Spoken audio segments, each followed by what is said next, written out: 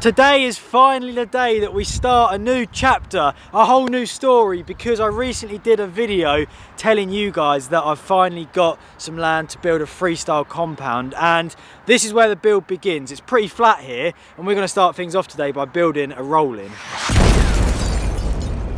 It actually still feels very surreal to be stood here with this empty space to build jumps and do whatever I want to, and I've actually spent so much time over here since I filmed the video telling you guys about this place, just planning and plotting exactly what I want to do, looking at things like which way the sun comes up, where it sets in the evening so it's not in your eyes, trying to predict what ways it's windy, where it gets wet, where the water runs. There's so many factors that come in, and I understand you're not going to get everything perfect and not get everything right, but I really want to take my time and make sure that everything is in line to make this place as cool as possible, but also rides all the time and is efficient. And that brings us on to the jump, which we're going to be building today. So I said a minute ago that we're going to start a roll-in. I live in the flattest part of the whole entire world, I think, so generating speed on a bicycle isn't very easy, but I want to build a jump which works all year round, all weather, so we can get out, practice, film and ride when it rains, which in the UK it obviously rains quite a lot. So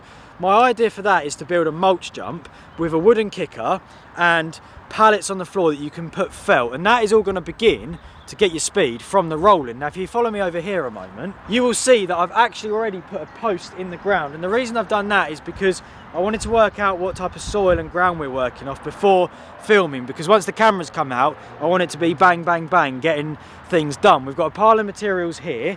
This obviously isn't everything to build the whole roll-in. We're going to need so much more, but this is where we're going to start in this video. I've been planning this build for such a long time. My phone is just full of images of jumps and features which I see on Instagram and YouTube which I think look cool and which I'd like to try and replicate, and I've spent time over here in the last week just stood in the field monitoring where the sun is and stuff. I probably look like such a weirdo, but it is all absolutely going to be worth it. So we're going to run a time lapse, and when we check in with you, hopefully we're going to have 4 posts out the ground and maybe some joists across and something that's starting to look like a roll-in.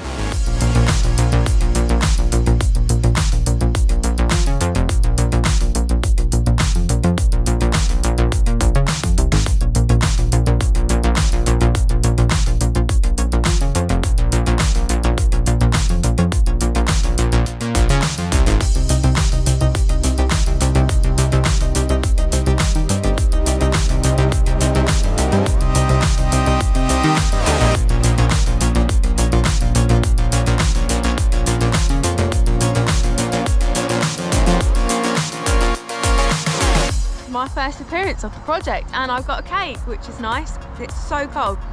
It started raining pretty heavily, but it's actually turned out to be quite a nice evening now, so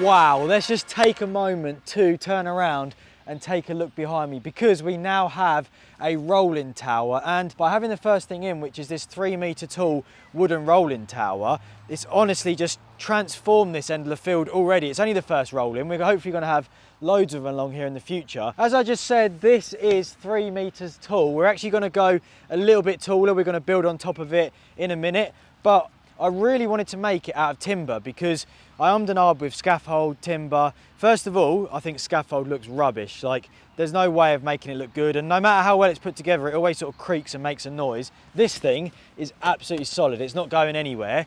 Also, I love working with timber. It's so satisfying, sinking those big index screws in up there and coach bolting it all together. It's absolutely incredible. The tower is just over 8 foot long that way and 4 foot wide this way, so a sheet of plywood. It does look quite narrow, but it's only for one jump, which is going to be the mini mulch jump, the first jump that we're building. In building the tower, we actually found out quite a lot about the dirt. Obviously, this feature is the first one that we've built here, and it's the first spade that we put into dirt. And I wanted to, this is held down actually using these met posts, which I've got behind me here. So they are supposed to drive into the ground, and then you put your post in.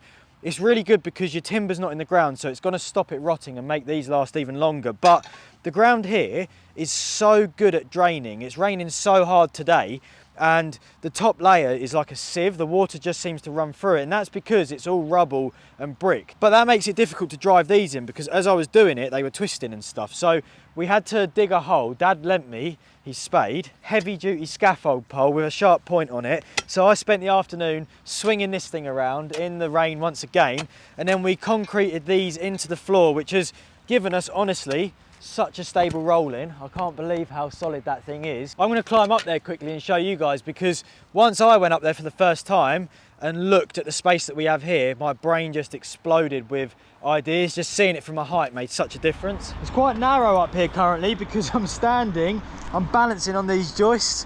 I'd actually quite like that if it was a skinny that you could ride, but let's just turn around and take a look this way because it's insane. Look at all this space for jumps, it's insane. So this line is going to go down here, pallets in the ground, and there'll be a mulch there'll be a takeoff with a mulch landing there somewhere. Let's get on with another build lap because I want to get the rest of this rolling up.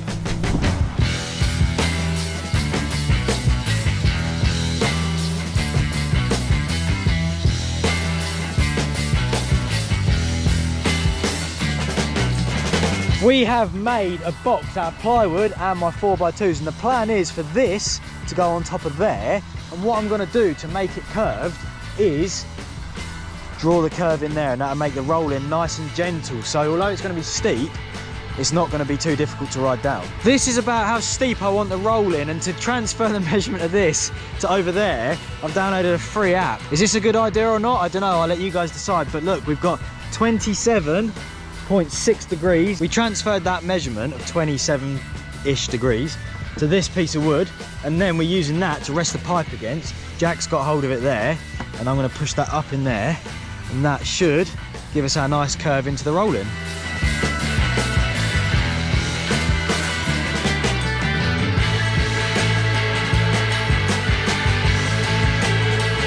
Skill saws don't really like cutting around corners. They're generally made for cutting straight, but I made it work, and that is, look at how smooth and nice that cut is.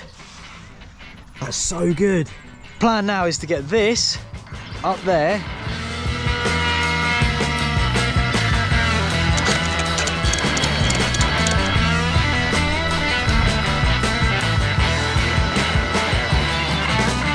The extension piece is now up here, and over there, that's where you'll drop in, and there'll be jumps everywhere over that bit very soon.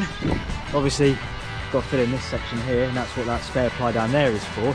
But for now, I want to get the straight bits of wood so we can mark out on the floor where I need to dig to cement the supports for the bit that you ride down in.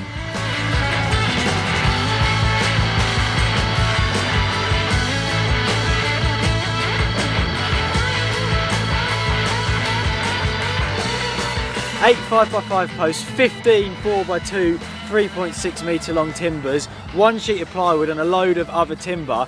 When you pull that together, you create the skeleton of a sick roll-in. And I think it is fair to say that the compound is fully underway. I honestly can't believe how this build has turned out. I'm so stoked with it. The project couldn't have got off to a better start. That tower with the extension is just under 12 feet. As you can see, that's not finished. We need to ply it. The reason that I don't want to do that right now is because I'm going away tomorrow, and I don't want to put ply on it and not be able to cover it with a felt and treat it, because if it rains while I'm away, then it's just going to rot without even getting to use it. If you follow me down here a second, the plan is to have this go into the ground a little bit, and then I want to put some pallets in with plywood that I can once again felt, and that will go into a 5 or 6 foot lip, which is going to be the perfect size, because with that roll-in being 12 foot, it's going to be, for a 6 foot lip, it's double the height. So I think that should give you plenty of speed. I've made the roll-in quite steep because it isn't the tallest roll-in in the world, and with it being steeper, it's going to give you more speed. It's going to be scary for Cara, who's behind the camera. She's been lining it up the whole time. You've not been up there yet, have you, Cara? No. Do you want to come up there today or not yet? No, I'll wait until the ladder's on. Right, I'm going to go up there then with the camera and show you guys what it's like up there now, because it was sick when I went up there earlier in the video, but it's insane now. Here we go then, I'm up on the roll-in. We've got this handrail round. It is absolutely solid. I was worried about making it out of wood that I wouldn't get the rigidity, but honestly, it's absolutely insane up here. I'll turn you around and just take a look that way. Look at how sick this is. Obviously I need to ply it. Cara's down there. And that is where you'll drop in. The other thing that I've been thinking about, and which we've sort of done to the roll-in, which is quite cool, is there's not a water supply over here.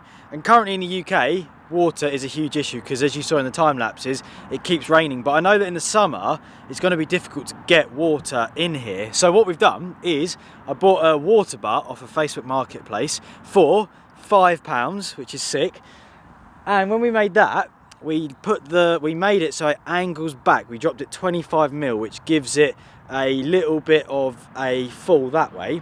So then I'm going to have a guttering, and that is eventually going to go down. The water butt will be in the corner there. So we're trying to sort of use the elements that we've got to help it easier along the way. With all that being said, I think we can conclude the first episode at the Tompound, which it couldn't have gone any better, to be honest. And I want to know from you guys, if you was me right now, what would you build? Would you go along with the plan which I'm doing, or would you be changing things and doing things slightly different? Let me know, because your feedback is valuable. Hopefully in the next episode we're gonna finish the roll-in, ply it, felt it so that it's weatherproof, and we'll have a kicker built, so the compound and the first jump will really be starting to shape up. I hope you enjoyed this one. If you did, please give us a thumbs up, leave your comments below, and I will see you guys in the next video. Yeah.